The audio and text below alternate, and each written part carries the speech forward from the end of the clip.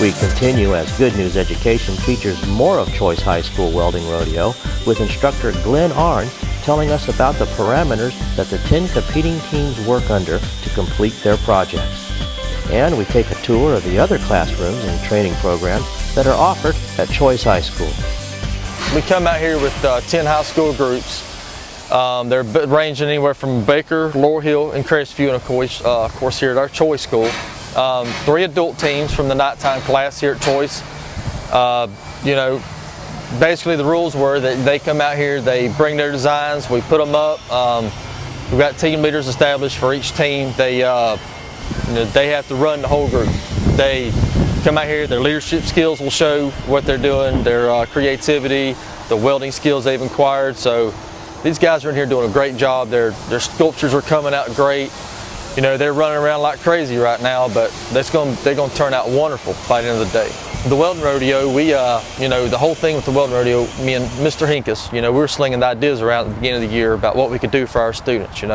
They come in here, they show us they want to learn, they do excellent, so we got to give something back, and we were talking about, okay, Okaloosa County, we could bring all the schools together and have a fun day, and we're not being partial to adults because they're part of the program as well, but these high school groups, you got to know, they're awesome. All these schools have come together today, a bunch of proud kids. We couldn't put all the students in the county in because we don't have the resources, but there'll be full rotations. Next year we'll have a whole new group, the next year a whole new group.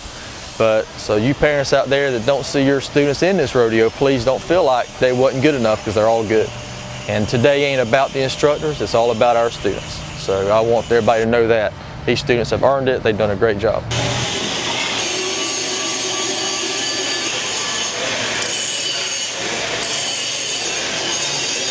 My function is the adult instructor, and I teach these guys career base of going out and working in the work field, and they're doing very good. We're starting to get a lot of them out working. We're looking to get them out into good pay skills. They're going to be out mainly out on the road.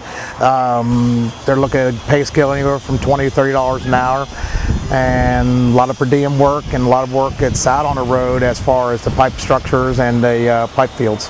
I've been in this industry for like 32 years, been in business for 25, and I was ready to retire out of it, and Mr. Al Gardner offered me the opportunity of showing my skills and teaching it to these students. I just wanted to tell you a couple of things about the judging.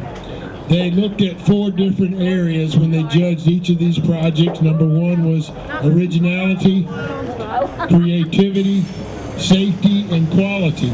Now, I will tell you there was a tie in a couple of different areas, and the first thing they went back and looked at was safety.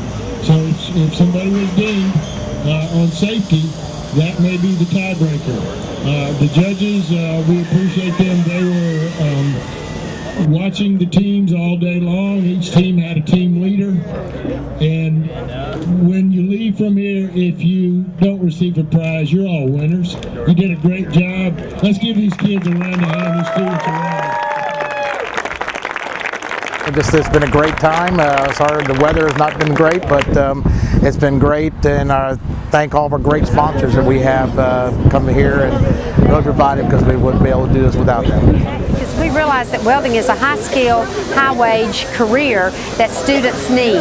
The importance of professional, technical, and certainly career, occupational training for kids is that they can now get industry certifications that allow them to graduate from high school and go right into making twice what they'd be making as minimum wage. A lot of our other programs out here, we have an HVAC program.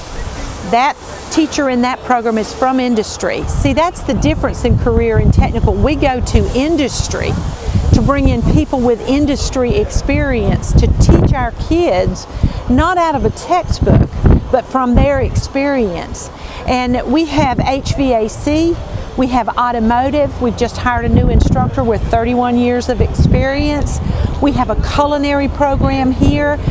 In this district, according to the data that is out there, one of the largest groups of people that we need to produce are folks who work in the food service industry. Our kids leave here with ProStart certifications. They walk into a business, they have the advantage of being hired.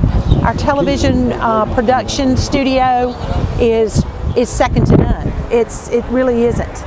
And we have actually, I had a gentleman out here, just to tell you a story, who was delivering some materials to the school and had to go through, and they saw our TV production studio and classrooms. He followed me for 30 minutes and finally said, "Ma'am, I know I'm an adult, but how can I get in that?" And so he kind of planted the idea in our head to do some adult programs.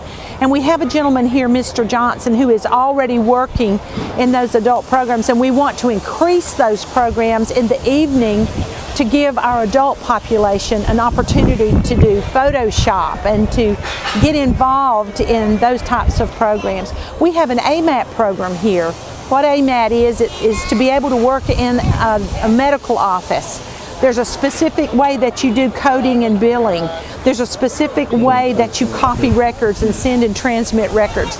It's very important that those people have the skills they need. Let's face it, that's one of the fastest growing areas. And we're all getting older. We baby boomers are getting older, and the need for more medical technology people is increasing tremendously. Our cosmetology program here is one that I can tell you, they have the absolute best equipment.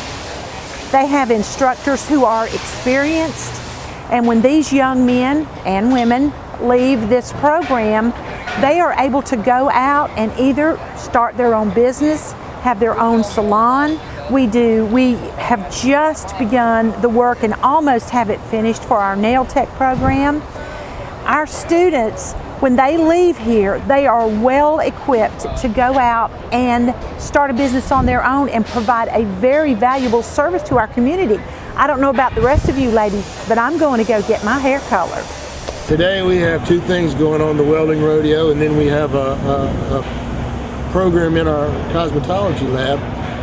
It's not really a program for the school, but we have some platform artists in town right now. It's a hair show that's being sponsored by Champion Beauty Supply at the Emerald Coast Conference Center.